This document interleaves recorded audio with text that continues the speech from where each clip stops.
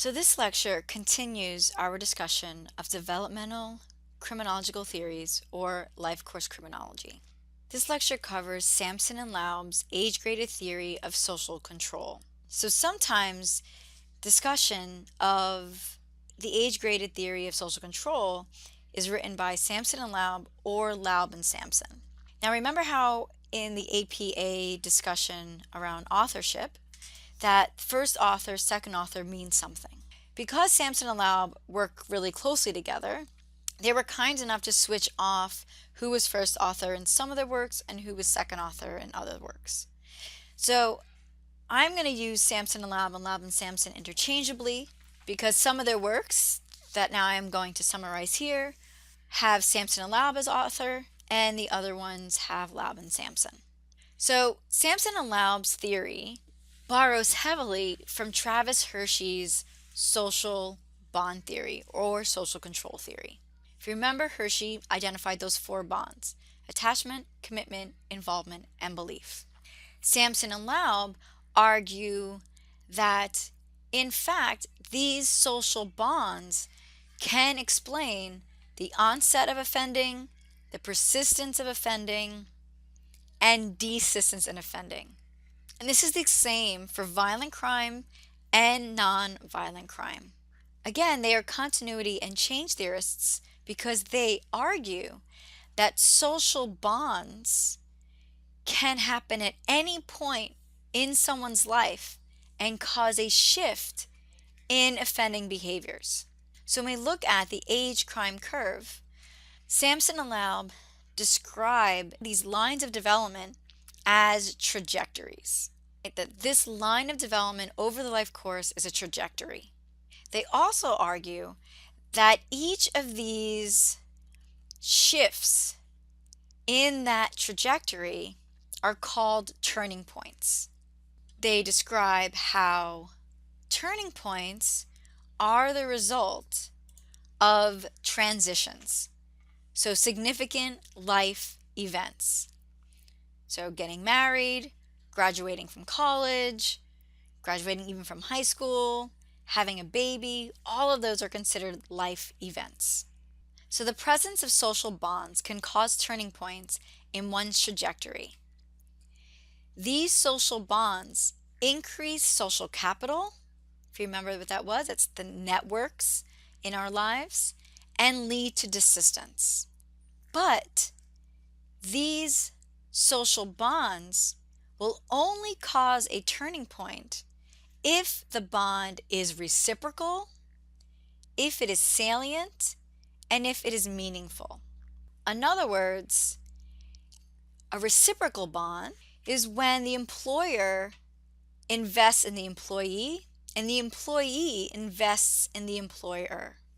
Or you have a spouse who you love and that spouse loves you back. If that relationship is not reciprocal, then it's not going to cause the turning point in the trajectory. So getting married and getting a job will matter less. So for example, if your boss is mean to you, then it's not a reciprocal relationship. If you and your spouse are constantly fighting, then it's not a reciprocal bond.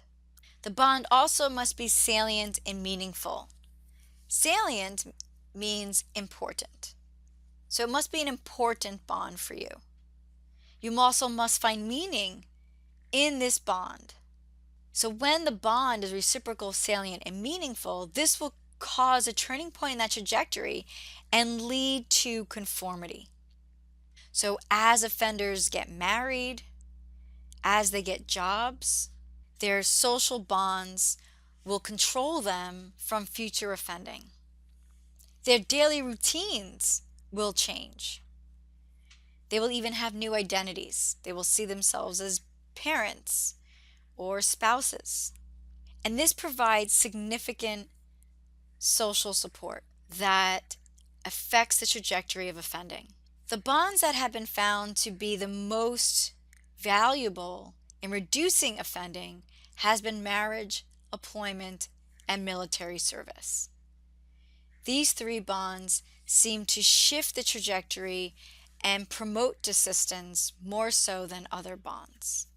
So Laub and Sampson described that the life course then is very dynamic, that at any point in time over your life course trajectory, you can establish bonds. And these bonds can cause desistance. They can divert you from criminal offending.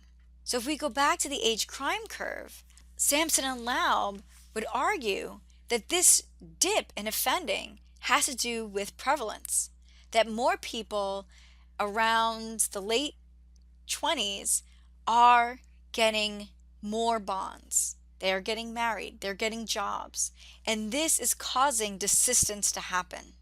And so we should never cut off that opportunity for individuals to maintain bonds and build bonds. But you must ask yourself, why does it never get to zero? And Laub and Sampson explain that bond formation is greatly affected by structural context. So the likelihood of having bonds and building bonds are affected by your education, your employment opportunities, whether you live in poverty, it's affected by your family, even your race, your age, all affects bond formation. And so some individuals have a harder time either having bonds, maintaining bonds, or even building bonds. Laub and Sampson describe how individuals who've never had bonds and engage in criminal behavior have a harder time building bonds. This is cumulative continuity. It's almost like a snowball effect. The more an individual engages in crime, the harder it is to build bonds. And the harder it is to build bonds, the more likely it is for the individual to engage in more crime, which again causes that snowball effect to happen.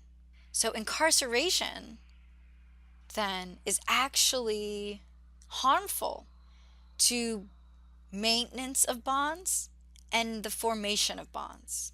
It's more difficult when an individual is incarcerated to maintain contact with the conventional world. Also, incarceration harms the ability to build bonds. It makes it more difficult for individuals to get jobs. They have fewer skills often when they're released. And so this should remind you of Todd Clear's Imprisoning Communities, where he discusses the harms of incarceration and how incarceration harms communities by reducing human capital in those communities, reducing the economic vitality of those communities. However, Laub and Sampson would never give up hope on offenders. Instead, they argue that we should always allow offenders to maintain bonds or make it easier for offenders, especially those who are incarcerated, to maintain bonds. We must provide job training, we must provide opportunities for employment, we must increase educational opportunities, because these elements can reduce offending. So I want to talk to you about the next theory. So next we're going to talk about Giordano, Crnkovic, and Rudolph's theory of cognitive transformation and desistance. Giordano, Crnkovic, and Rudolph build off of Laub and Sampson's theory of age-graded social control, because they go into depth about the desistance process. They argue that desistance is dynamic and it is interactive. Right? This is a dynamic process that is interactive. It most occurs when we have these hooks for change, which they describe as these quality relationships. So you can think about Laub and Sampson's salient and meaningful relationship. When an individual is open for change, so this is a little different from when Laub and Sampson first wrote their theory. The individual must be open for change. A new replacement self must be developed. A replacement self is a new pro-social identity where you see yourself no longer as a criminal, but perhaps as an employee or a spouse or a dad. And Laub and Sampson touched on this as well. Finally, crime should be seen as negative. So the individual must then have an openness for change, must develop a replacement self, and must consider crime to be negative behavior, no longer relevant to their lives. And this occurs when there are these opportunities for change, these hooks for change. So they describe that then this process causes a cognitive transformation that leads to desistance of offending. So Giordano et al. Essentially just expand on Sampson and Laub's theory and include this psychological component of cognitive transformation, where new selves are developed. So the next lecture is going to cover the continuity or change theory.